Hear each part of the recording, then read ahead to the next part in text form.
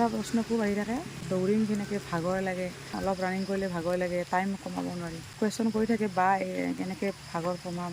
মই কৈ দিছোঁ অলপ, ভাগৰ কমোৱা কোনো যন্ত্ৰ নাই আৰু ভাগৰ কমোৱা কোনো শ্বৰ্ট ট্ৰিক্স নাই। সম্পূৰ্ণ নিজৰ অনুশীলন আৰু নিজৰ কষ্টৰ ওপৰত ডিপেণ্ড কৰে। ট্ৰিক্স আছে কিন্তু শ্বৰ্ট ট্ৰিক্স নাই। ছোৱালীসকলৰ কাৰণে কৈ দিছোঁ, UB আৰু AB কনষ্টেবলত যিহেতু 1600 মিটাৰ ৰানিং ইণ্টাৰভিউ, 1600 মিটাৰ ৰানিংটো আপুনি এদিনত আনিব নোৱাৰে। কাৰণে আপুনি ডেইলি 1600 মিটাৰ ৰানিং কৰি থাকিলে নহ'ব, তাতকৈ এডিশ্যনেল কৰিব লাগিব, য'ত নেকি আপুনি 1600 মিটাৰটো আপোনাৰ কাৰণে ইজি হৈ যায়। 1600 মিটাৰৰ যিখিনি ভাগাৰ আপোনাৰ সেইখিনি ইজি হৈ যায়। মোৰ আইডিয়াৰ পৰা এটা সৰু উদাহৰণ দি আপোনালোকক বুজাই দিছোঁ। ডেইলি আপোনালোকে আধা কেজি চাউলৰ ভাত খায়, এদিন যদি আপুনি 1 পোৱা চাউলৰ ভাত খাই দিয়ে, কিবা লাগিব? পেট ভৰিব জানো?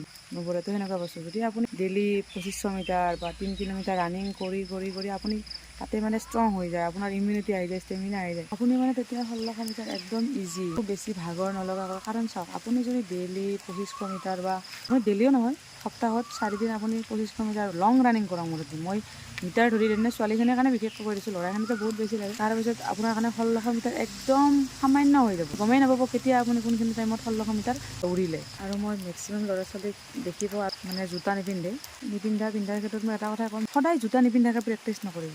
হয়, জোতা নিপিন্ধাকৈ প্ৰেক্টিছ কৰিলে আমাৰ পাতলা লাগে, অলপ স্পীড হয়, কিন্তু আপুনি আপোনাৰ ইম্প্ৰুভমেণ্টৰ কাৰণে এটা কথা কওঁ, আপুনি সদায় জোতা পিন্ধি ফিল্ডত ৰানিং কৰক আৰু সপ্তাহৰ মূৰত এদিন জোতা খুলি আপুনি ৰাউণ্ডটো মাৰি চাব 1600 মিটাৰ আপোনাৰ কিমান টাইম কমে। সেই কথাটোৱে ক'ব খুজিছোঁ যে প্ৰেক্টিছত জোতাটো খুবেই ব্যৱহাৰ কৰক।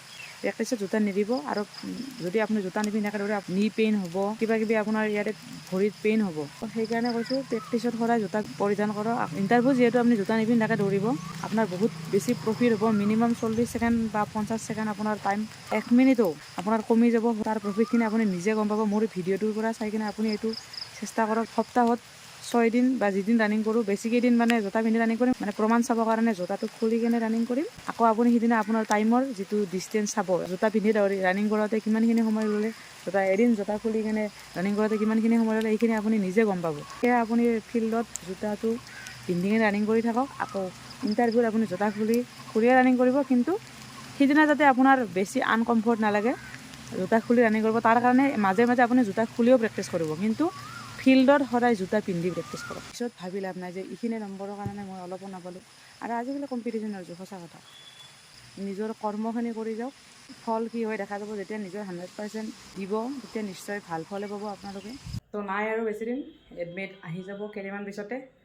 2 অক্টোবৰৰ পৰা ফিজিকেল আৰম্ভ হ'ব বুলি কৈছে আছাম পুলিচ কনষ্টেবল UB।